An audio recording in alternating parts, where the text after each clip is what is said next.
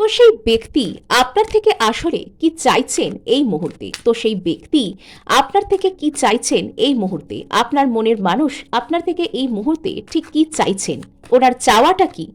ওকে, তো ইনি কোনো রকম ভাবে খুব কষ্টের মধ্যে রয়েছেন, কোনো কিছু এনার লসের মধ্যে দিয়ে রয়েছেন, মন খারাপের মধ্যে দিয়ে রয়েছেন, এবং ইনি আপনার সাথে একবার অন্তত যোগাযোগ করে এনার কষ্টের কথাগুলো বলতে চাইছেন।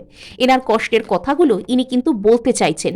এনার জীবনে বা আপনাদের মধ্যে যদি কোনো রকম কোনো থার্ড পার্টি থেকে থাকে, বা যেটা হয়তো আপনাদেরকে আসতে দিচ্ছিল না এক জায়গায়, তো সেই থার্ড পার্টি না এনাকে প্রচুরভাবে কষ্ট দিয়েছে এবং এনার ফিনান্সিয়াল লসেরও কিন্তু কারণ হয়েছে। আর এখন এনার মনে হচ্ছে আপনি হচ্ছেন এনার জীবনের সেই ট্রু এমপ্রেস বা এম্পেরার, এরকম জাতীয় কিছু, আপনি এনার জীবনের আসল শ্রী। তো ইনি কিন্তু আপনার কাছে আসতে চাইছেন, এবং এটা কিন্তু অ্যাকচুয়ালি মানে একটা কর্মার ব্যাপার। উনি যা কিছু কর্মা করেছেন ক্রিয়েট আপনার থেকে দূরে থার্ড পার্টির কাছে গিয়ে, তো এবার উনি সেটা কিন্তু ফেস করছেন, আর এবার উনি আপনার সাথে কিন্তু স্টেবিলিটিকে চাইছেন।